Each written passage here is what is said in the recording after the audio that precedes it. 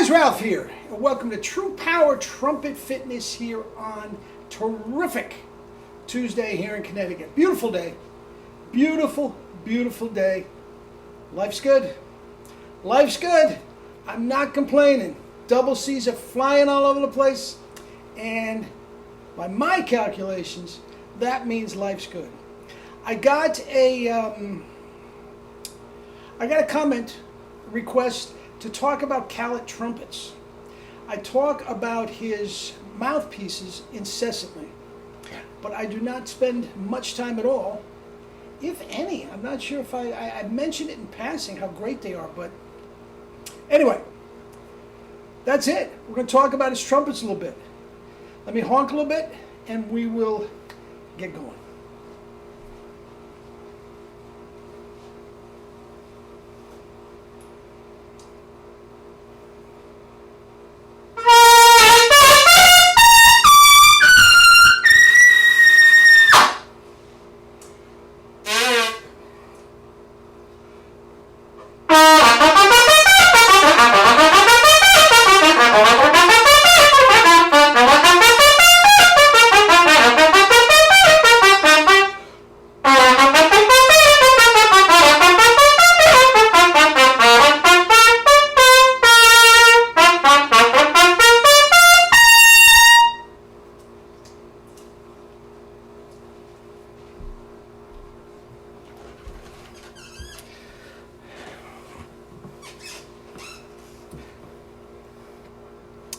Anyway,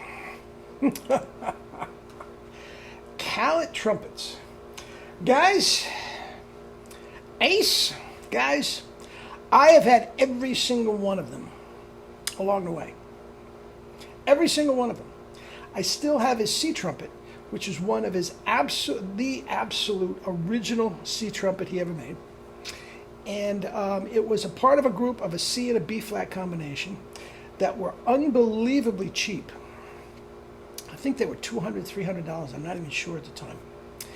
And he did it specifically to see that you could get a great playing horn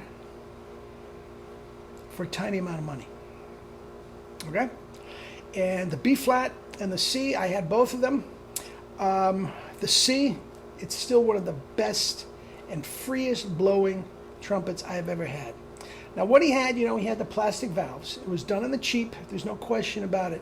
But he made sure the lead pipe, the bell, and all that sort of stuff was as free-blowing as you could possibly be. So anybody that picked up those horns could feel immediately, maybe they didn't like the sound, maybe they didn't like the response because they were so cheap, they loved the blow.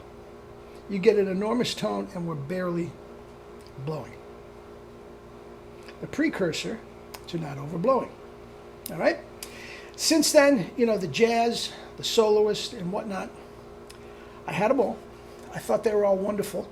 I did not spend a lot of money. And again, he did not give them to me. He gave me one trumpet on his deathbed, and I'll talk to that in a minute. And so, as a struggling musician and all this sort of stuff, I didn't have the money to just buy them every single time they came out, no matter how good I thought they were. And I loved the C trumpet. I still have it today. So I did not invest in his C trumpets over the years. Okay? Same thing with the E-flat trumpets. I had an E-flat trumpet. A guy at school was selling it to me very, very cheap. He was getting a new one. It's a Yamaha. I loved the blow. And I didn't find a reason to invest in the other ones. The B-flat trumpets, I got every single one that came out. Okay? Now, there is a manufacturing company, I'm not going to say the name, blah, blah, blah, I'm not going to get into it, that does still manufacture some of his earlier models. Okay? I've never played one. I have no desire to play one, and I'll tell you why in a minute. I played the originals. I know how they sound. I don't see how they could mass produce these trumpets to Jerry's complete specifications. And again, so I'm not going to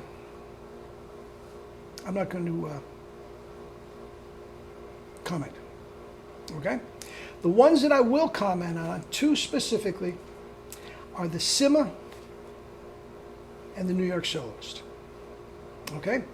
The Simma was absolutely, and still is, at that time, the greatest trumpet I've ever played in my life. The response, the tone was just magical. You could just soar in the upper register and just as relaxed and as velvety tone in the middle register. I love the Simma. Now, all these ones, the Simma and the New York that I'm going to talk about, guys, are not made anymore. Okay? There is one guy still with us for a long time. He's doing fine. Kyle Schmier, Dr. Kyle Schmier, who handled all those trumpets for Jerry. I don't know. I'm pretty sure he doesn't have any of the original bunch left. I know that he does occasionally, depending on how and what sort of condition they're in and everything, he does occasionally buy some back and everything. And I know that he sort of keeps track of where there are and who's looking to sell and all this sort of stuff, even though he's not in the business per se anymore. He owns a very, very high-end bike shop in Bryn Mawr, Pennsylvania. Guys, you know anything about bikes and business. Anyway, he does beautifully. Where was I?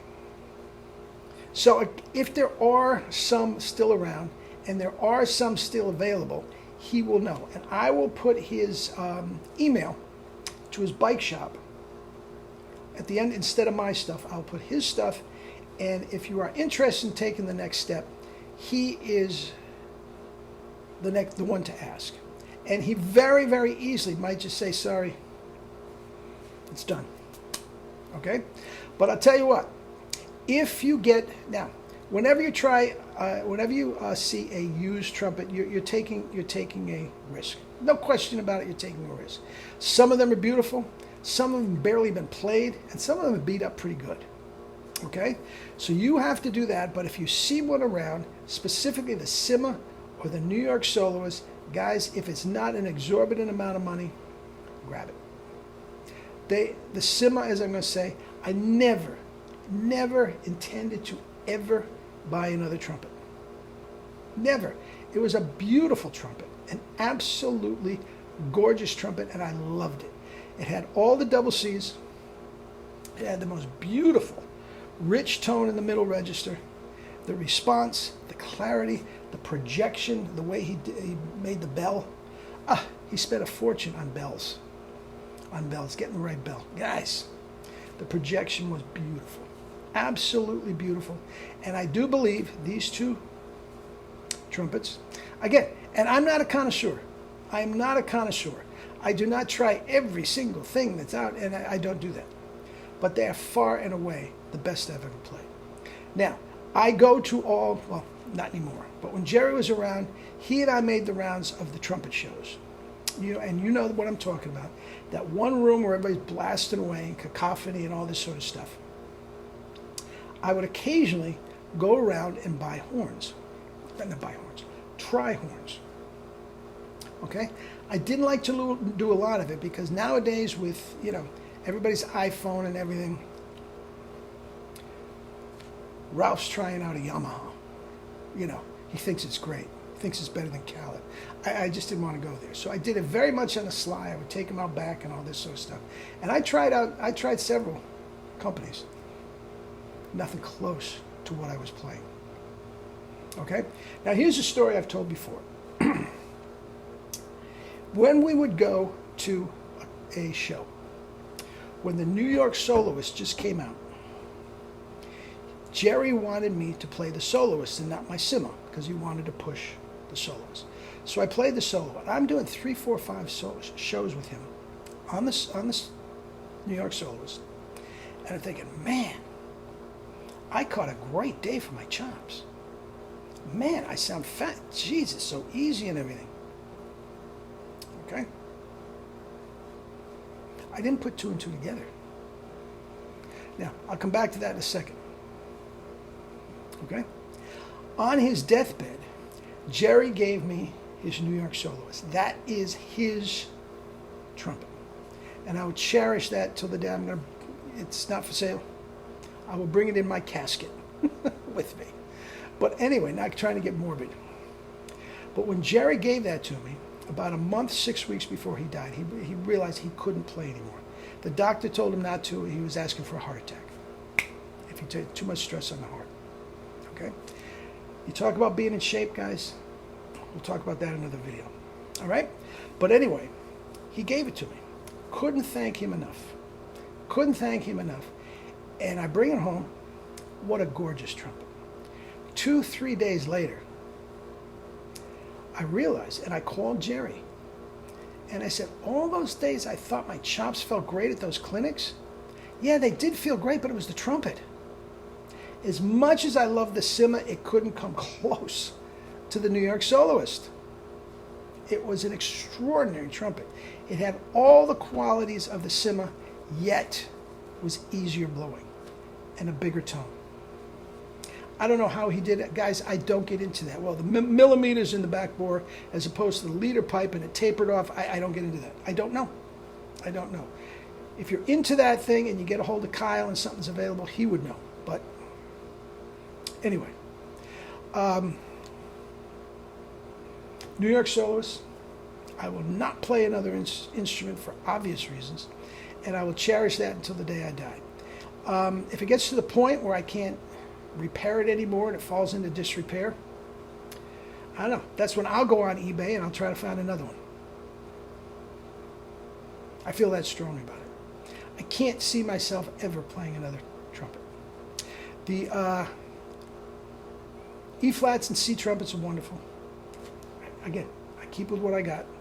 And the piccolo is a Shilke. He never made a pick. Anyway, there is my recommendation. So, take it for what you want, and that's it. Eat and drink your fruits and vegetables and live your life with true power. Not the fake stuff, true power. Love you all.